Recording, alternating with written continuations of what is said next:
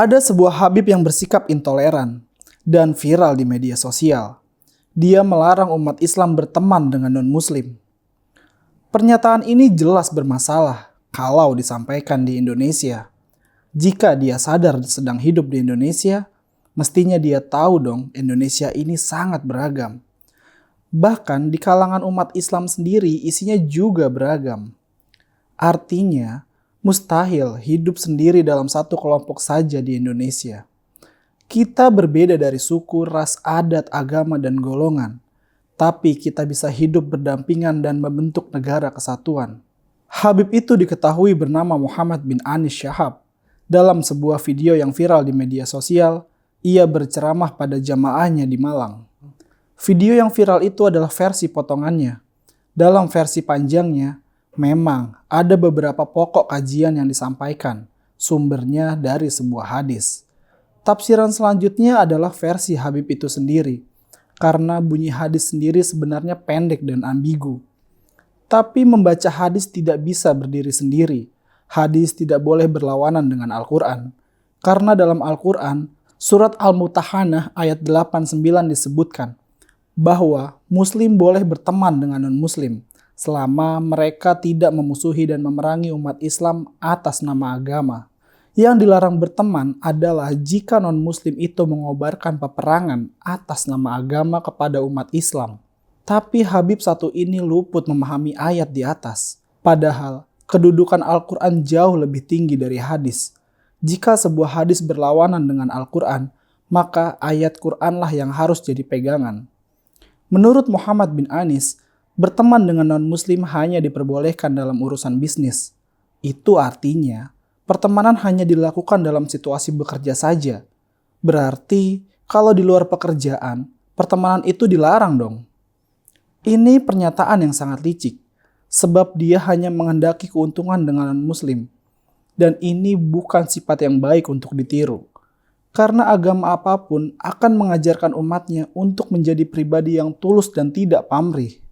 Tapi olehnya, ajaran agama dibelokkan jadi materialistis, sikap rendah yang bahkan tidak layak dinyatakan oleh kaum awam. Apalagi ini dikeluarkan oleh orang yang dianggap tokoh agama, apalagi oleh seorang Habib. Selain intoleran, pernyataan Habib satu ini juga terkesan sombong.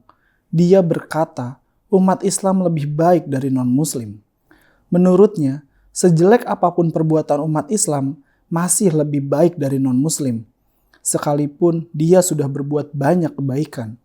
Dia beralasan, kebaikan non-Muslim tidak ada artinya karena dia dihukumi kafir. Hadis di atas juga berlawanan dengan hadis riwayat Imam Tirmizi. Rasulullah bersabda, bertakwalah dimanapun kalian berada, dan ikutilah keburukan dengan kebaikan. Niscaya ia akan menghapus keburukan tersebut. Dan pergaulilah manusia dengan akhlak yang baik. Di dalam hadis itu tidak disebut agama seseorang, tapi semua manusia secara umum. Pergaulan yang baik itu adalah bentuk pertemanan secara umum dengan manusia, apapun agamanya.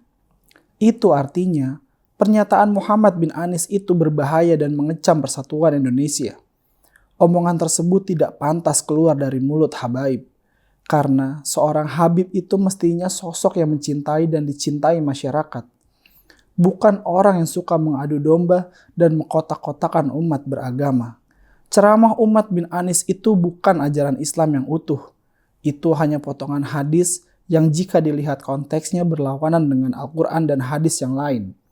Oleh karena itu, keilmuannya perlu dipertanyakan.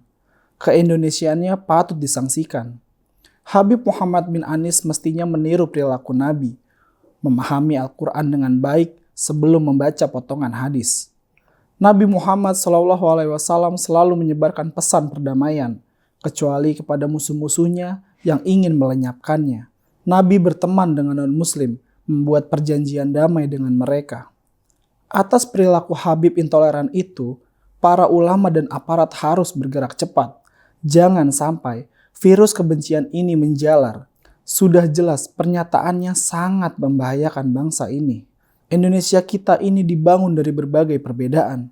Tidak ada yang lebih unggul, tidak ada yang lebih utama. Semua suku, ras, agama setara di bawah payung Pancasila. Pernyataan pemecah belah seperti Muhammad bin Anies itu harus dilawan. Jangan sampai umat beragama lain menganggap itu adalah pernyataan mayoritas umat Islam. Padahal itu hanya pernyataan yang keliru dalam memahami hadis. Hati-hati memilih tokoh agama sebagai guru. Jangan sampai tertipu dengan gelar dan tampilan luarnya. Karena banyak orang yang bodoh tapi merasa dirinya patut disebut ustadz atau ulama. Ayo jaga Indonesia kita, satu untuk semua.